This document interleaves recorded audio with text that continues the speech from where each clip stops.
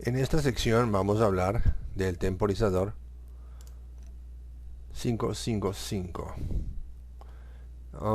Estamos haciendo referencia, o estoy haciendo referencia al documento AN170, en donde son las notas de application notes para el timer 555.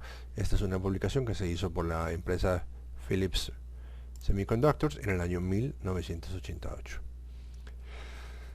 A mediados de 1972, Philips Semiconductor introdujo el temporizador 555, un bloque de construcción funcional único que ha gozado de la popularidad sin precedentes. El éxito del temporizador se puede atribuir a varias características inherentes, entre las que se encuentran la versatilidad, la estabilidad y el bajo costo. No cabe duda de que el temporizador 555 ha alterado el curso de la industria electrónica con un impacto similar al circuito integrado del amplificador operacional. La simplicidad del temporizador, junto con su capacidad para producir lapsos de tiempo prolongados en una variedad de aplicaciones, ha atraído a muchos diseñadores de temporizadores mecánicos, amplificadores operacionales y varios circuitos discretos a las filas cada vez mayores de usuarios de temporizadores. El temporizador 555 consiste de dos comparadores de voltaje, un flip-flop biestable, un transistor de descarga y una red divisora de 3 resistencias. Para comprender el concepto básico del temporizador, examinaremos primero el temporizador en forma de bloque, como en la figura 1. La red divisora resistiva se utiliza para establecer los niveles del comparador, o de los dos comparadores. Dado que las 3 resistencias tienen un mismo valor, el comparador de umbral se referencia internamente a 2/3 del nivel de voltaje de suministro, y el comparador de gatillo se referencia a 1/3 de voltaje de suministro. Las salidas de los comparadores están conectadas al flip-flop biestable. Cuando el voltaje de gatillo se mueve por debajo de 1/3 del suministro, el comparador cambia de estado y pone el flip-flop, que conduce la salida a un estado alto, y el pin de umbral normalmente monitorea el voltaje del condensador del circuito RC de temporización. Como veníamos hablando de la descripción del temporizador 555 y su diagrama de bloque funcional, aquí tenemos hecho la traducción porque a veces en español los términos no se entienden adecuadamente. Tenemos problema de perdemos en la traducción. Me gusta siempre referirme a los nombres originales en electrónica al fabricante. El fabricante dice que descarga equivale a discharge, control voltage equivale al control de voltaje, el threshold sería el umbral, el trigger sería el gatillo, y como nos hablaba también del otro de reset, que sería el reinicio, y la salida o el output del temporizador. También nos hablaba de 3 resistencias, que las vemos aquí: la resistencia 1, la resistencia 2, la resistencia 3. Y como podremos ver aquí, si este es nuestro voltaje de batería, vamos venido hablando, entonces al tener 3 resistencias que están conectadas en serie a tierra y todas son de igual valor, aquí tendremos en esta parte los 2/3 del voltaje de referencia, o del voltaje que alimenta el circuito. Como podremos ver acá, vamos a resaltar aquí otra vez de nuevo los componentes de nuestro sistema. Entonces tendremos el voltaje de alimentación, tenemos el pin de descarga que se conecta al transistor de descarga. Recordemos que hablamos de un transistor de descarga.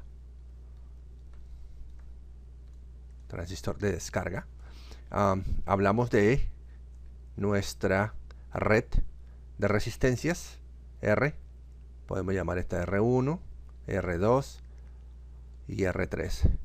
En su mayoría, estas resistencias tienen un valor de 5K. Creo que de ahí se deriva su origen, de las 555. 3 resistencias de 5000. El origen es desconocido, pero creo que es una de las teorías que más se utiliza para describir su valor. Las 3 resistencias de 5000 ohmios cada una. Tenemos lo que se llama el comparador de umbral, y de nuevo aquí, si venimos aquí, tenemos que el comparador de umbral usa los 2/3 de VCC, y el comparador de gatillo, que sería este, usa 1/3 del voltaje de alimentación. Y decíamos de nuevo que cuando estos dos comparadores llegan a esos valores, entonces estos comparadores comandan la señal que va hacia el flip-flop. Y depende de la señal que reciba de flip-flop, obtendremos su salida. Que lo que se llama la salida, en este caso sería una salida alta o baja, estaría en 0 y iría hacia arriba. Y de nuevo, esto sería aquí 0 voltios y aquí muy cerca de VCC, que sería la salida. La salida del temporizador. Entonces lo que vamos a hablar en nuestro circuito es cómo conectar este circuito integrado, porque es un circuito integrado, a nuestro circuito para que nos funcione adecuadamente. Este es un diagrama funcional que yo solamente lo tengo aquí porque es la referencia que vino en el documento, cómo se explica, pero yo tengo mi diagrama funcional que me gusta usarlo, que es un poquito diferente. O sea, tiene exactamente los mismos elementos, pero es un poquito diferente. El diagrama funcional que me gusta usar a mí es este. Este es el diagrama funcional que me gusta usar porque me permite tener físicamente los pines, porque podemos asociar aquí el pin 1, el pin 2, el pin 3, el pin 4, pin 5, el pin 6, el pin 7 y el pin 8. Como podemos darnos cuenta, aquí tenemos lo mismo, las 3 resistencias, y como hablábamos anteriormente, tenemos el comparador de umbral. Acordémonos que el threshold es el umbral. Este es el control de voltaje. Este es la descarga. Este es el control gatillo. Este es el ground o tierra. Esta es la salida. Y este es el reinicio. Los términos en español a veces no los uso y entonces mi español es un poquito machucado. Porque como ando términos en inglés, términos en español, pero uso los términos en inglés porque es donde como el fabricante pone sus nombres. ¿Ok? Entonces, este chip al cual me refiero es básicamente viene así, en esta forma, en este paquete, que sería el DIP 8, y tiene aquí una marquita. Siempre acordémonos que estos tienen aquí una marquita, que significa que este sería la parte pues de arriba, el top. Y debido a que ese es el top, este es el pin número 1. Este de aquí es el pin número 1. Este de acá, debido a que está el top aquí, este sería el pin número 1, el 2, el 3, el 4. Y este sería el pin número 5, el 6, el 7 y el 8. Entonces aquí esta conexión eléctrica correspondería a estos pines de acá. Y mi ilustración para poder explicar bien el circuito lo tengo usando estos pines. Cuando ya entiendan y sepan manipular el timer adecuadamente, este tipo de diagrama no se utiliza más. Este es un diagrama para entenderle, porque el diagrama que se prefiere en el caso de la animación que usamos nuestro programa de Proteus, esto es en Proteus del Lab Center. Ustedes pueden obtener una copia gratis de Proteus del Lab Center. Lo único que no les permite salvar su trabajo, pero es totalmente funcional y realmente se les recomiendo si le pueden echar la mano a esta parte. Como podemos ver, en los diagramas eléctricos se utiliza esta configuración. ¿Por qué se utiliza esta configuración? Porque es muy práctica. Porque el pin 8, como podemos ver aquí, iría conectado al voltaje, que está siempre en el riel superior, y lo que es la conexión a tierra está en el riel inferior, y las salidas, que en este caso sería 3, el pin número 3, que sería, aquí lo llaman Q, y aquí sería igual el pin 7 para la descarga, el pin 8 que sería el threshold o el umbral, el pin 6, tenemos el pin 2 que es el trigger o pin de gatillo, el pin 5 que es el de control de voltaje, y el pin 4 que es el reset o reinicio. ¿Okay? Ahora, si estamos ya en la parte de diseño del circuito, vamos a hacer el circuito, ya lo hemos terminado y todo. Esto es lo que se llama el footprint. Esto es el footprint, que es la parte de su medida y cómo se vería en la tableta, en el board,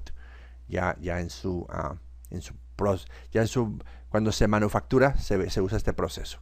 Pero por ahora vuelvo y les digo, vamos a usar este diagrama, que es el diagrama que nos muestra los pines, y de así poder entenderlo mejor. La siguiente parte que vamos a hablar es la parte de su conexión eléctrica básica y fundamental, y los errores que se cometen al conectarlo, que lo que he visto son horrores. A través de los años he visto horrores de las personas que no saben conectar este temporizador.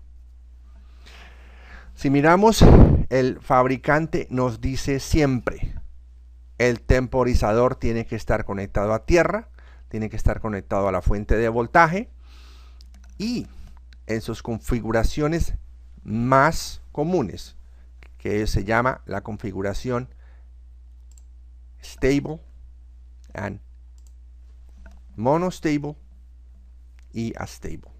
Entonces, en la configuración mono, stable y astable, dice siempre, esta es la forma en que se tiene que conectar. No importa cómo le vayan a configurar, estos pines siempre tienen que estar conectados así. Pin 1 a ground, el pin 8 a la fuente de voltaje, y el pin 5 debe tener un condensador para evitar el ruido. Este pin 5 tiene una aplicación específica que es muy avanzada, mucho más avanzada que lo que es el monostable y el astable, y por eso siempre recomienda que este pin no se deje desconectado. Siempre lo conectas a un condensador de 10 nanofaradios o 0.0110 microfaradios. Esta es la parte. Este diagramita también fue creado con Proteus. Esto fue creado con Proteus, este diagramita, a base de esta figura de acá. Y tiene también su paquete de simulación. Entonces, eso es un tópico más avanzado tal vez para luego explicar cómo podemos crear nuestros propios componentes y crear su modelo de simulación. En fin, entonces ya quedamos en que tiene que conectar el pin 1 a tierra, a ground, el pin 8 a su fuente de voltaje, y el pin 5 conectarlo al condensador. Vamos a ver en la siguiente parte los horrores que se ven en el internet, como hemos venido diciendo. Pin 1, entonces vamos a poner aquí los horrores. Estos son los errores y horrores de circuitos. Este es un circuito muy famoso que lleva en el internet desde el año 2011, creado por Dino Segovic, que es aparentemente un buen mecánico. Es un buen mecánico, pero desafortunadamente no ha sido capaz de corregir su error en este circuito. Mucha gente le construye este circuito y no funciona. ¿Y por qué no funciona? Pues precisamente por lo que veíamos anteriormente. Entonces decimos que el pin 1, el pin 8 y el pin 5.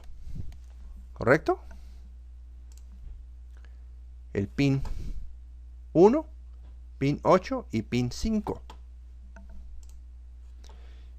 Miremos aquí en la primera parte de esta función. Entonces vamos a mirar el pin 1. El pin 1 dice que debe ir conectado a tierra. ¿Ok? El pin 8 tiene que ir conectado a VCC y el pin 5 tiene que ir conectado con un condensador a tierra. ¿Sí? Es lo que dice el fabricante. Empecemos aquí con esta sección. El pin 1, ok, pin 1 está aquí, conectado a tierra. Perfecto, correcto. El pin 8 debe ir conectado a la fuente de voltaje.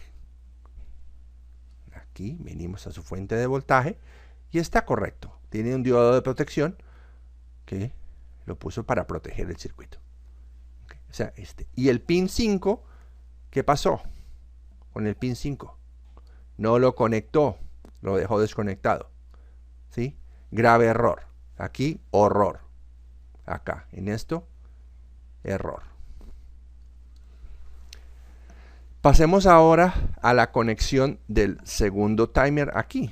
Volvemos aquí al pin 1, a tierra. ¿Está correcto? Al pin 8, que debe ir conectado ¿a dónde?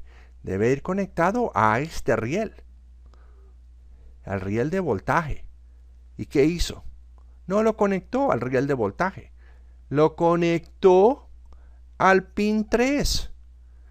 Esto no se puede hacer. No. Es un no. Es un no. No puedes hacer esto. Esto es un horror. ¿Sí? Y por esta razón, este circuito no funciona. Entonces, la gente lleva armando este circuito por años y no funciona. La razón por la que no funciona, primeramente, es porque no tiene voltaje. No hay que alimente el chip. No hay que alimente este circuito integrado. Este tiene que ir conectado acá, a esto, ¿sí? Al riel de voltaje.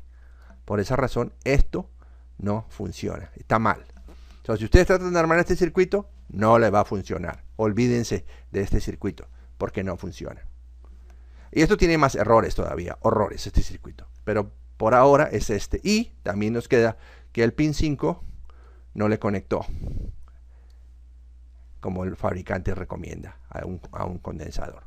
Por ese lado, hemos cubierto la parte de conectar nuestro temporizador a tierra, a 9 voltios y con su condensador.